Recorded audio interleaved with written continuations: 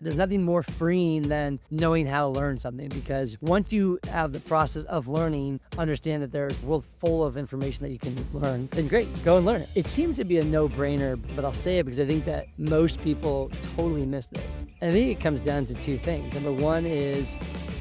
Meet Andrew Collins, President and CEO of New Learning Ventures and Managing Director of Acton Academy Phoenix, a pioneer reimagining how the next generation learns, leads, and thrives. So Acton's such an incredible place because it really is a community run by learners. We call this a hero's journey, where a learner is stepping into the unknown. They're going to face a road of trials. They're going to build friendships and allies along the way. They have a guide and a mentor that's supporting them. There's a lot of gamified pieces that are built in there. It allows them to stay motivated, stay driven. But at the end of the day, what they actually care about the most is they learned it. When it comes to AI, how are you guys using it in the classroom, and what stands out to you in the last couple of years, like as you've tried to insert AI and utilize it? What we saw first and foremost is that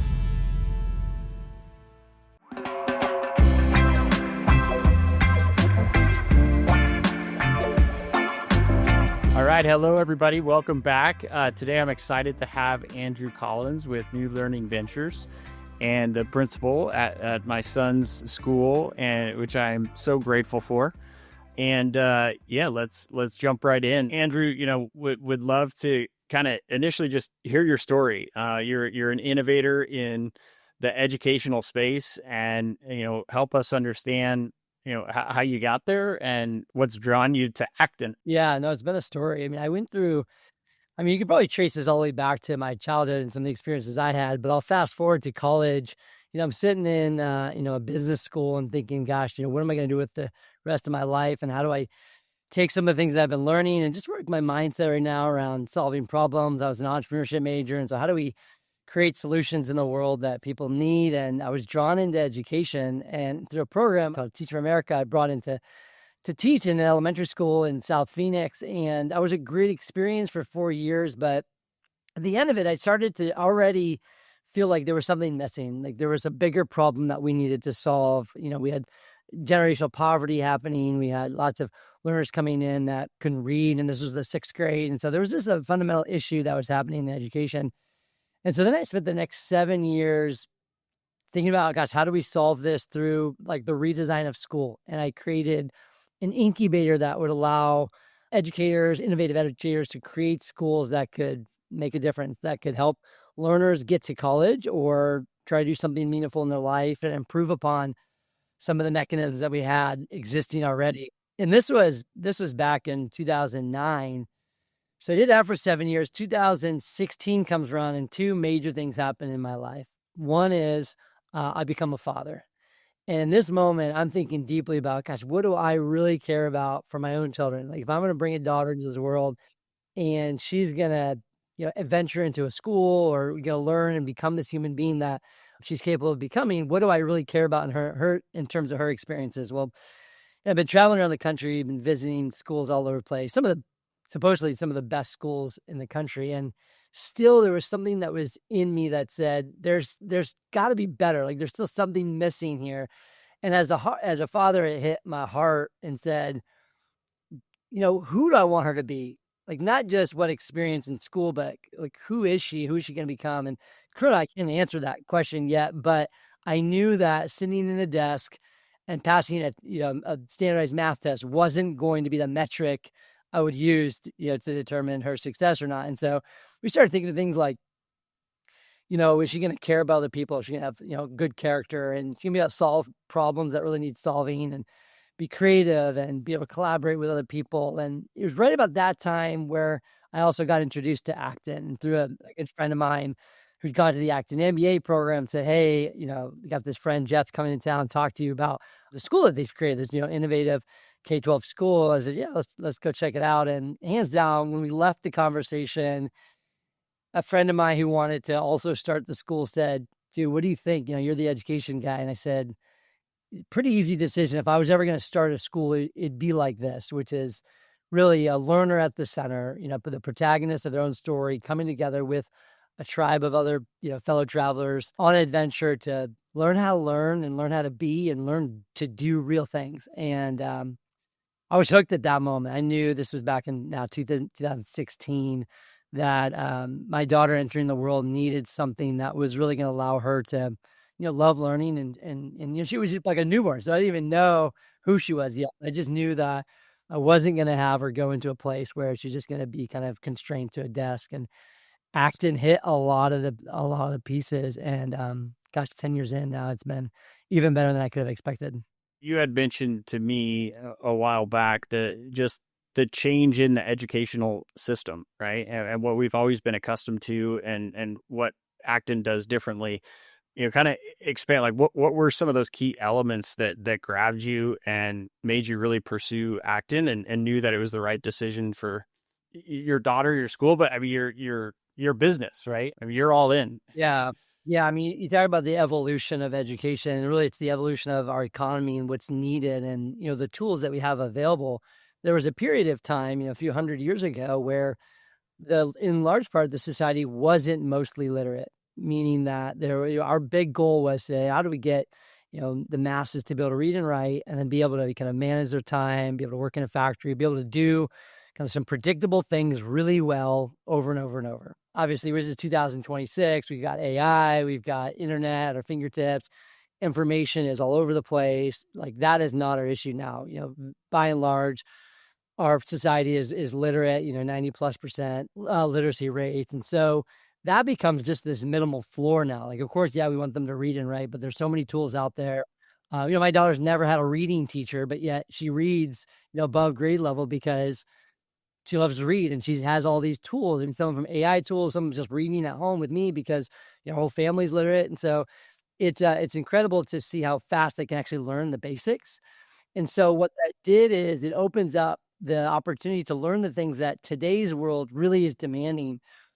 Things like, how do you actually take the information, filter it, and apply it in meaningful ways? And in fact, even before that, what questions do you ask based on what the world is telling you, or what problems you want to solve? And so the stability to ask questions, be able to seek out information, filter information, collaborate with other people, then iterative process of learning where you learn something really rapidly, then you apply it, learn more, you apply it again, learn more, apply it again. And that just takes a different set of mindsets, such as, like a growth mindset and the ability to kind of see yourself as a perpetual learner and be curious about the world. And, school originally wasn't designed for that. School was really designed, said, hey, we've got this set of information and set of basic academic skills that we want everybody to learn, kind of the same thing for everybody. We really need the thinkers, the creators, the problem solvers, the leaders.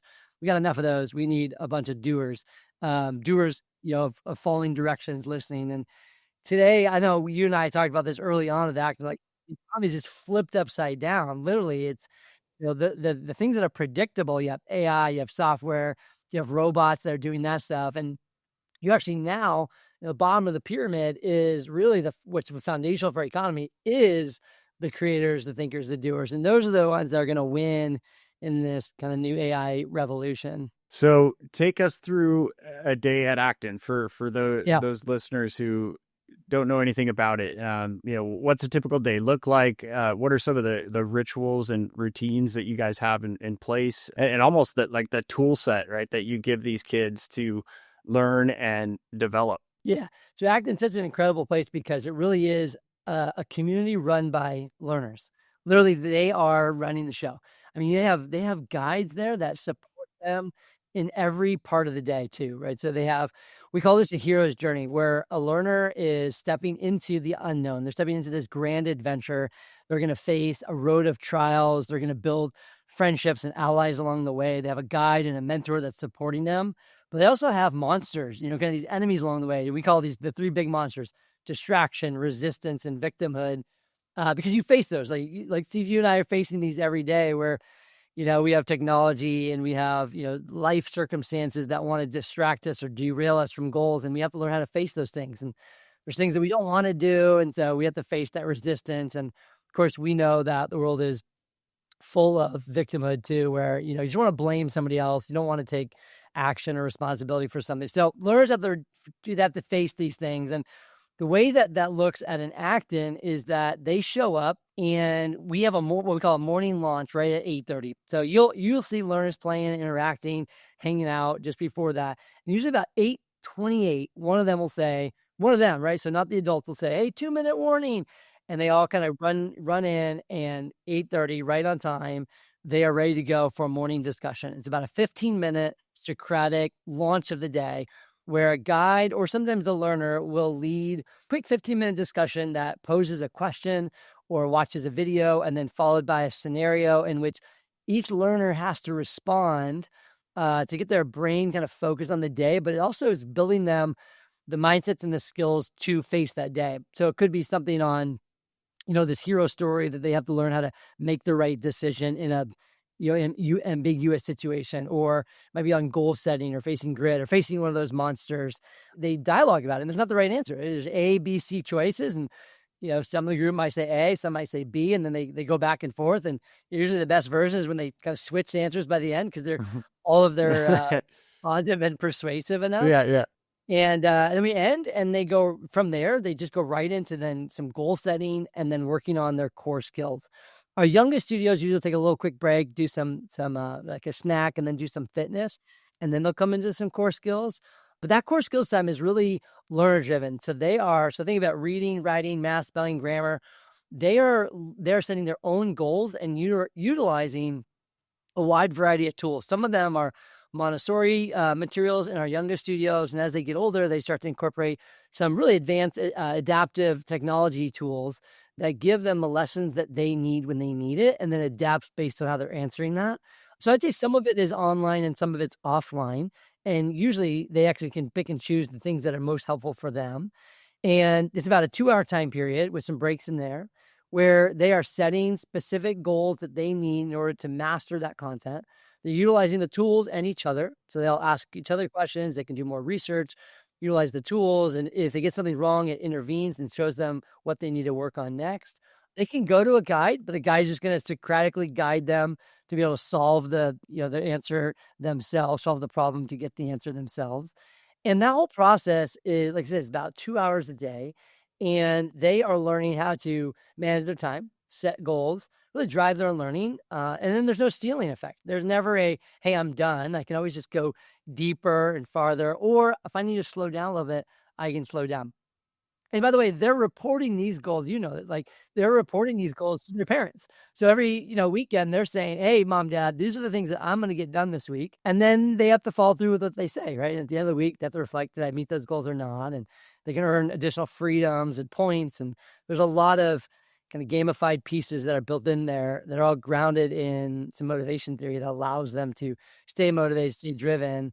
But we actually, Steve, what we find like 10 years into this, all that is fun, but at the end of the day, what they actually care about the most is that they learned it, that we realize that, yeah, they can earn these Eagle blocks and money system and they earn points, but they actually just want to know that they accomplished their goal. Like they set out to do something and they did it, and they felt like this sense of agency in it, and then the sense of like accomplishment because they mastered something new for it. All right, so that's core skills with a break in the middle. They do some fitness. So at our campus, we spend about 45 minutes in fitness every day, Monday through Thursday, where it is all about movement, exercise, playing games, but they're learning sportsmanship in the middle of it. So they will have a quick little launch to go into the game, and they'll come back and they give warm and cool feedback to each other. So they'll say things like, hey, I want to give feedback to Steve because it looks like he was really, trying hard today. He was really running even when it was hot, or it was really hard out today. It was a really tough game that we're playing today.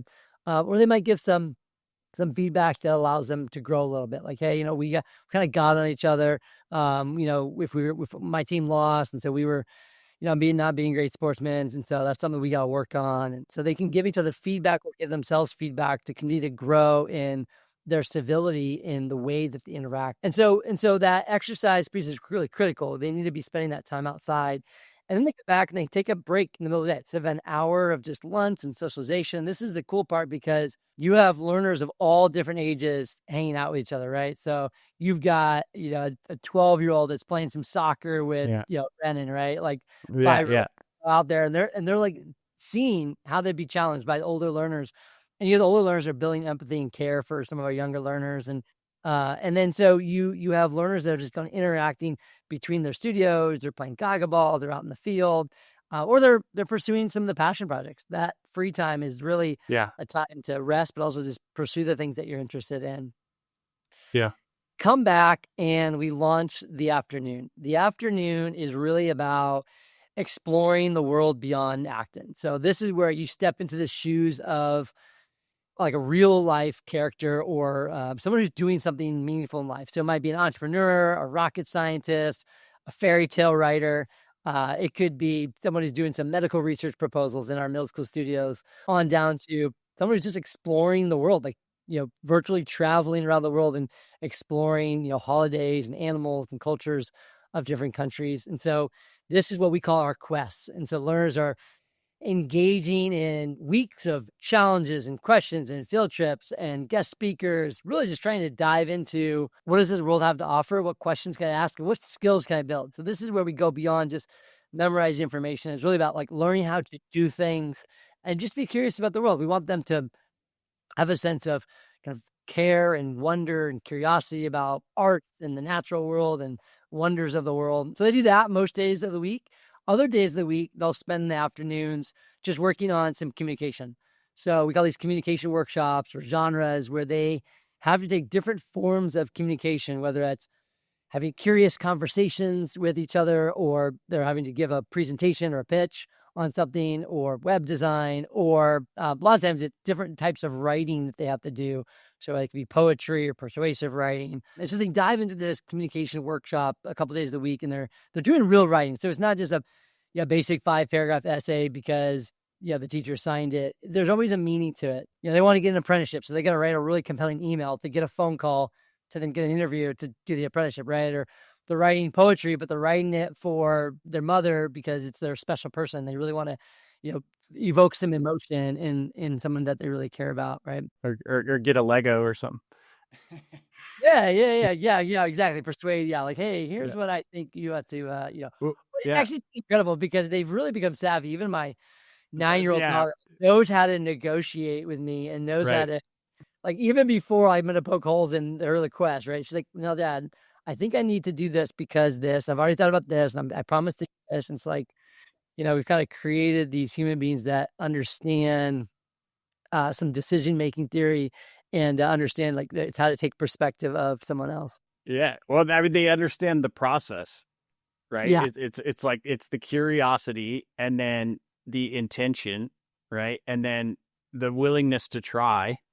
Right. Yeah. And then accepting the feedback, right. And learning from it and looping back around. I mean, that's what jumped out at me as you were talking through this is, just that you're teaching them the process. Yeah. Right? Yeah. We think about like their first and foremost, and this is in a way, this is the easy part, is the learning to learn. I mean, there's not just memorize information, but like learn. So you can learn anything, right? I mean, there's nothing more freeing than knowing how to learn something, because once you have the process of learning and how to, like you said, take other perspectives or understand that there's this world full of information that you can learn, then great, go and learn it, right? You can do anything. I mean, entrepreneurially speaking, or you really use AI to its greatest capacity, which is really to learn and to create. And so they know how to do that. But then they also learn real skills. They get really good at a variety of things. And so that's what we call learning to do. They just get out and they do real things, like actually launch the business, actually launch a rocket into the space, right? Or pick any skill and just take deliberate practice with reflection and feedback and get good at that skill.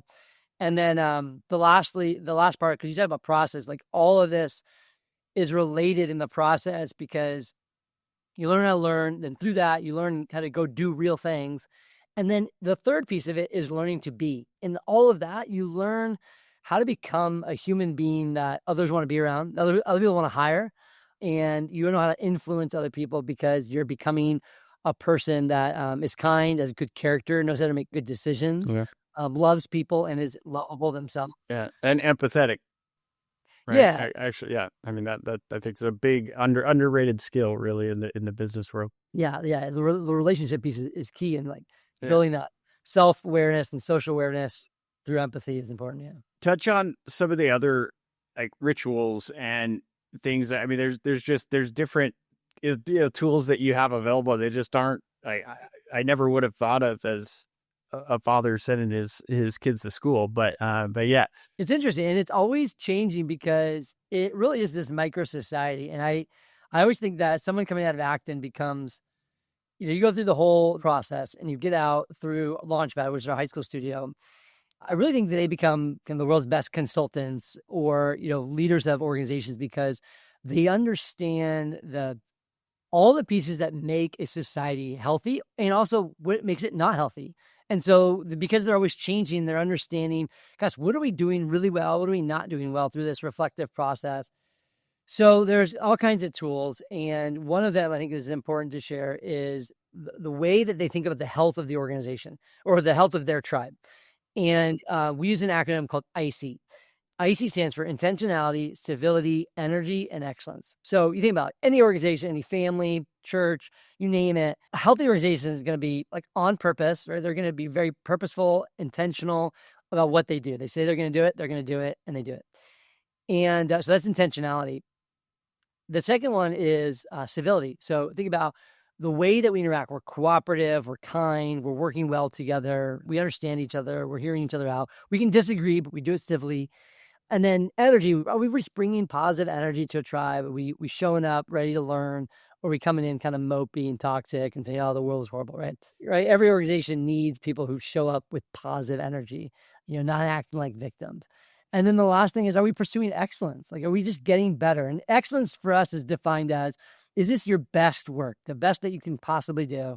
And the next time you do it, are you getting better at it? Do you have an improvement over the last time you did it?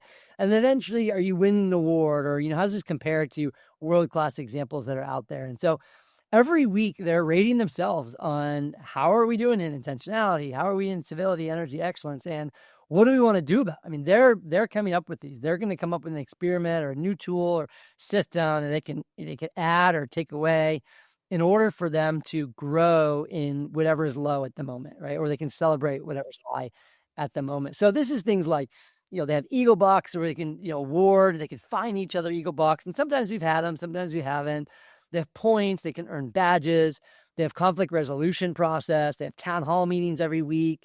I mean, they've introduced different games where maybe a guide has introduced a game because it gives them some sort of incentive to work on something that they need to, or it adds a constraint. Sometimes the constraints that you add can actually raise energy because it narrows some of the focus too. So it's constantly changing, but yeah, there's, a little micro society, they're creating all kinds of things. And sometimes they work and sometimes they don't, but they're actually learning a lot about how the real world works. Does democracy always work? Does sometimes dictator rise up and it works maybe short term, and then they're like, wait a minute, we don't want to be run by this, and so they revolt and they go back to democratic process. And sometimes they'll try to get everybody to vote for unanimous decision. They realize that just takes way too long. Maybe they need to elect a council, and the council is the one that's actually making decisions. So governance by representation of the people, right? So it's such a cool experiment. It's so radical relative to this traditional model where it's like the adults have all the information, they have all the knowledge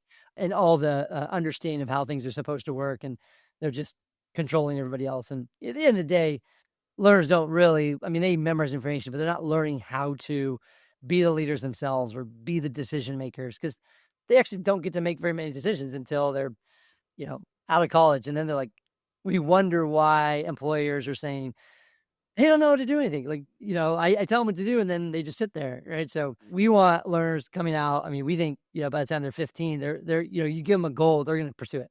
And they're going to figure out how to get there without needing so much oversight and guidance, or they're going to ask for it. They're going to want the feedback along the way. So many of those things jump out at me as, two things, like, as someone myself going through this education, like, I never received any of what you're talking about, right? So now as we step into this era where it's to be all the traits and tools and what you're building with these kids is perfect for this workplace around AI. But many organizations and people in the workplace, like, they've never had this education or this experience. For business owners who are looking to get their organizations to embrace more of this human-centered, collaboration. Like what are some of the key things that you've noticed within these kids where like that would translate into the workplace, and what organizations can do to be more successful? Yeah. It seems to be a no-brainer, but I'll say it because I think that most people totally miss this. And I think it comes down to two things. Number one is be curious. I mean, I think that if you are curious about the world, you're curious how something works, you want to pursue that, then you can learn anything, you can do anything, right? So in in a world where we have information at our fingertips, you have AI can teach you anything, they can create lots of things, YouTube videos around how to do anything. If you're curious and say, I don't know that yet, but I want to go figure it out, then man, the workplace is just, I mean, you just unlock the potential of humanity because you can go out there and you can take one individual, they can train themselves on anything, they can specialize in something, get really, really good at it, and constantly learn and get better and better at it because they're curious about it. And then that leads you to a growth mindset. So then, you start to receive feedback, and the organization can rapidly improve because they're curious and they have a growth mindset and they're constantly wanting to learn. The second one I would say is this kind of this grit and this like passion with a purpose, perseverance that you get through things. And so I think most organizations, they run into these walls because they failed at something and then they stop, or they run into something that's really difficult and so then they stop. And I think our learners, out the gate, learners are coming in, being the smartest in the world, meaning like they don't have more information than anybody else, but they learn how to be curious and they learn how to not give up. They just learn how to just keep going. So they fall down and get back up. That's what at the essence of a hero's journey really is this ability to go through a road of trials. I mean, so think like through marriages, through raising children, through businesses, partnership problems, all of that. I arguably you'd have a lot less problems if we just started with curiosity about each other, genuine care and love for each other. And so that's, I think, first and foremost what we're trying to do. And then from there, just persevere through it. Say, hey, we got this. Like, yeah, we made a mistake, but what do we learn from it? And how do we keep going, persevering through all those trials and challenges? And then from there, it's okay, now go find mentors, go find people that are also doing it, go do your research, chat with AI, but, have the grounding of what is the problem I want to solve, or what questions do I really need to ask? And most people don't even know how to ask questions. And that's where you start with curiosity is important, because I think the world today has just lost its ability to ask really deep, meaningful, even specific questions relative to the context that they're in. With your learners, you've got a whole community of those learners. So if everybody is curious, right, that you're compounding the curiosity. But one thing, in looking at you, and I introduced you as the principal of Acton. Like I don't know if that's the print, but you're a guide, right? But I mean, I look at you as almost like the CEO of these learners, right? And I think there's probably some perspective in looking at you, like, what are you doing to facilitate that curiosity, right? At the individual level, at the group level, because I think there's a lot of things that can translate into how business owners can lead this initiative, right? To inspire their people. Yeah. When I was just getting started, I was researching a lot on motivation, what like leads people to doing incredible things. And, it came down to those to three concepts: autonomy, mastery, and purpose. And I did a little quick TED talk on this. And it was right at this time where I was thinking, what does education need to look like? But you're right. It's the same thing as what motivates people in general. So what does a business need to look like? What does a church organization or a family need to look like? And curiosity is effective because it gives you agency. When you're curious about something, you actually get to then go out and learn it. And if you're given the agency, so curiosity that's stifled, which happens in our, after kindergarten, we start to stifle that curiosity. So really what we're doing is we're just taking away the agency. And what Acton does is just, it actually flips the traditional model upside down again and says, actually give them back the agency. They're actually curious. There's a lot of curiosity in humans. And the earlier we can do this, the better. So just stop taking it away from them. And so give them the agency, because when you have really curious people, you give them things to touch, things to explore, questions to ask, let them be curious, give them the agency to set goals and pursue those goals. Then what happens is they start learning things. And then they say, oh, actually, I just learned it. That's really cool. What else can I learn? And then they go and learn something else. And because they're now in control. And of course, this isn't done in a vacuum. This isn't like total freedom, just go do whatever, with clear boundaries and a game that they want to play and loving guides that support them and, create the game or tweak the game or offer them the tools or the questions and the stories that motivate them. Then they work towards mastery. And then all of a sudden they earn a badge, which means they just mastered level 2. And just like in a video game, like, oh, how do I get to level 3? And then they want to go to level 3. How do I master that? And all of a sudden you have, 5-year-olds that are reading, Rich Dad, Poor Dad, because they like see somebody in Discovery Studio, older learners reading it, like, oh wow, that's interesting. I want to read that book. And so they might comprehend a little bit of it, but what happens is they now start wanting to grow and get better and get better and get better. And so all of a sudden you start to see the growth curve just move exponential because it clicks for them. And now they're in the driver's seat, right? And now they get to go as fast as they need to, or they can slow down where they need to too. But they appreciate and enjoy the learning a lot more because someone's not forcing them to do it. Maybe they created some incentives, but really it's the learner that's driven in the middle. And so then the last piece, that purpose piece, is now like, oh, okay, so I have some agency. I am getting better and better at this. Where could I take this? Who am I? Like, who am I becoming? And what do I want to do? So now through quests and questions and stories, they start to see the world around them. And by the time they get to 11 and 12, they're like, okay, I'm going to go actually work somewhere, or apprentice or shadow. And they start asking bigger questions of their parents and the parents' friends. And then by the time they get to 15, 16, they're now have hours of servant leadership. They have some apprenticeships.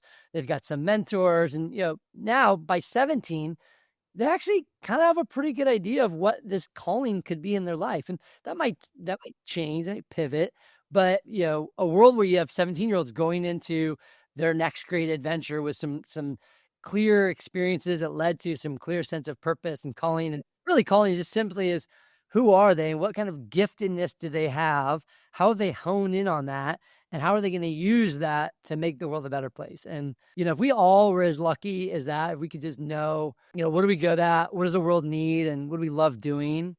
And have all those things put together to, you make money or really just improve society, then, obviously our world becomes a much better place. When it comes to AI, and I know you're probably, using AI, but like, how are you guys using it in the classroom, and what stands out to you, in the last couple of years, like as you've tried to insert AI and utilize it? Yeah. Just what jumps out at you?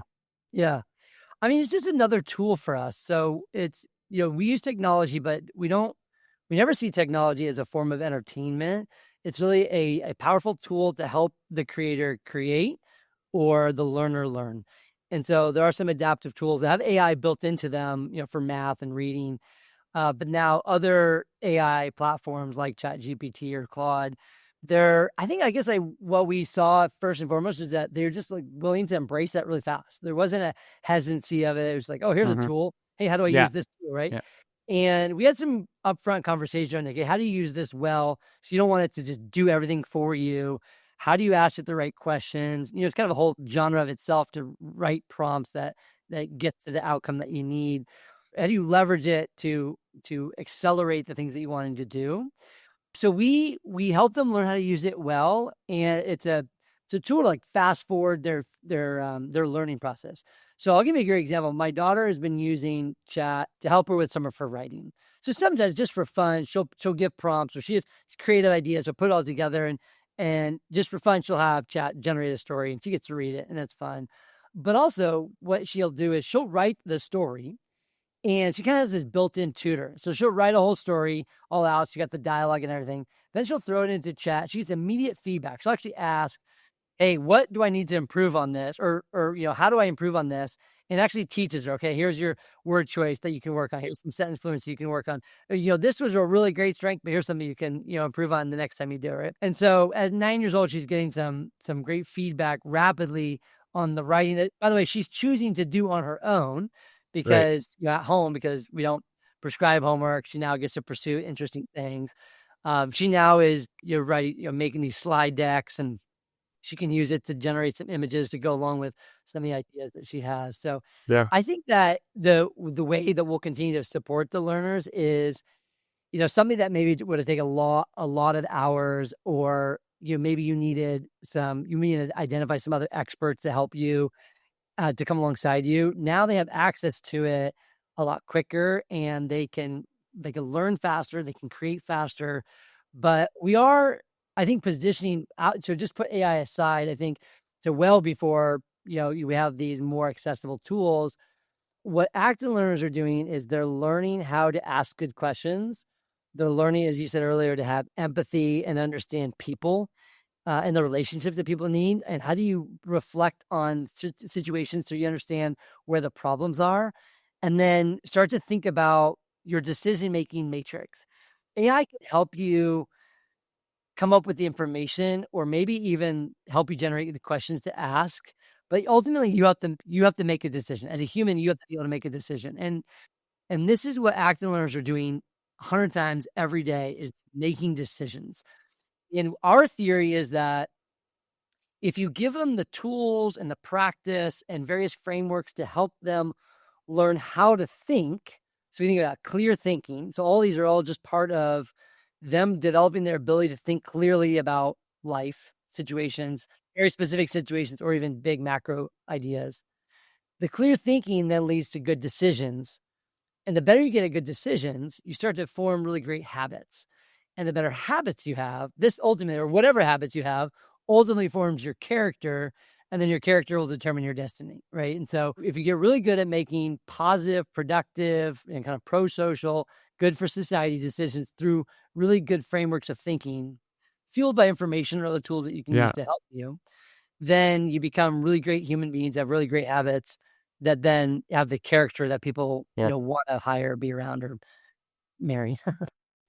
Yeah, and the two things that jump out at me, and we talked about earlier, like the process, right? You're teaching them the process, and like that starts with intentions, right? And setting those intentions and getting clear on what you want to achieve, and then the outcome, right? Which you said earlier, but like without the outcome, we don't know how to leverage the tool, right? Your daughter wants to be a better writer, like she could use that tool, and she's using it very effectively to become a better writer.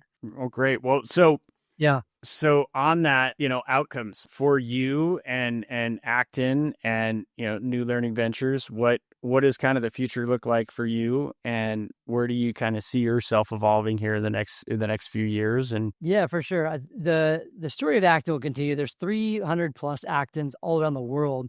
So we're a network of like-minded individuals that really have created, these communities for our children, and then inviting other families to come alongside of us in this journey. At Acton Phoenix, we just finished 10 years. So we're going into this next decade where we're going to go deeper and broader. So we're now just starting in the high school studio. High school at Acton has been around for almost all 10 years of it. But at Acton Phoenix, we are just now starting our Launchpad studio, which is a high school studio, really for learners who are going out of our middle school studio and ready to just get super focused on finishing some of the academic skills, but then also preparing for their next great adventure, whatever that is for them. So we'll launch the high school studio. We'll go a little bit broader in expanding some of our other studios. As you can imagine, our youngest studios have a really high demand where, since COVID, many more families are just seeing the writing on the wall and understanding that, their 6-year-old should not be sitting in a desk for 7 hours a day, listening, being obedient to an adult telling them what to do. Yeah. They need to be doing things. They need to be creative. They need to be thinking, discussing, making decisions, and exploring their interests. So we'll grow some of our youngest studios that will then fuel our older learners. So our adventure studio, which is the middle school age, and then Launchpad. And then I think throughout the Valley, I think there's opportunities to expand. So we may open other campuses down the road, but I mean, we're like, my wife and I are definitely all in on Acton, and we are 100% focused on, it's really fun. Are you going to go to school with your children to see them, on their own hero's journey? And then for Alicia and I, it's been our own hero's journey too. I mean, we've learned a lot about parenting and just human relationships, and how do we, think about each other, and how do we pour into each other more and better, but also into our children. And then how do we come alongside other families on this journey? So yeah, I mean, we're growing. We'll have about 60 learners next year. We'll get to just awesome. Maybe about 100 on the campus. And then at that point, we'll look at other campuses in the Valley and see, what other neighborhoods and communities that we have a demand. Because right now we're drawing families from kind of all over the Valley. And so we know that there's demand for it, but we're excited to see what the next few years bring, especially as our learners get older and they really start to take over even more. They do, servant leadership in younger studios or serving as whole school leadership. You talked to me about a principal. I mean, really, it's, Alicia and I are kind of shepherding the community and other families. First and foremost, we're parents, and then we're guides for learners in the studios. But by and large, the learners themselves take on a lot of leadership roles on campus too. And I'm excited to see how they do that even more as they get older and, one day tell us that we're no longer needed. Right. Which is going to be sooner than later with all the skills you're giving them. But, tell us where people could find you, the current location, but then any families that might be interested in joining the community and where they can reach you and how to get in touch. Yeah, we're pretty centrally located just around the Biltmore, Arcadia, and south end of Paradise Valley. So kind of 40th Street, just north of Camelback, is our current location. ActonPHX.org. So ACTONPHX.org is our website. That's a good place to start. You're welcome to reach out to me directly, Andrew at ActonPHX.org. Follow us on Instagram is a good spot because we try to post some insights to the journey, what this looks like, what incredible things learners are doing. So that's just Acton PHX on Instagram. We also do a really cool event. As you've been a part of it, the Children's Business Fair every year. So every November, 140 plus kid-run businesses launch in a day at Arcadia Park. So it's a really great example of learners just get out there and do real things. So for 3 hours, they just try to sell as much as they can with real products, real money. We have entrepreneurs that go around and they check out all the businesses and award medals at the end. But really the prize is just that they learn how to create something of value, offer it, and somebody else wants it and gives them money. And most of the time make pretty good profit. Yeah. Yeah. It's very, very cool. My boys did their first year this year, and it was cool to be a part of and see that experience. So, well, Andrew, thank you for being on the podcast. Thank you even more so for all of what you do for the community, for my boys, and just excited to be on this journey with you and continue to see the lives and families and kids that your program's able to impact. So thank you very much. Yeah, likewise. It's been fun. It's fun journeying with you.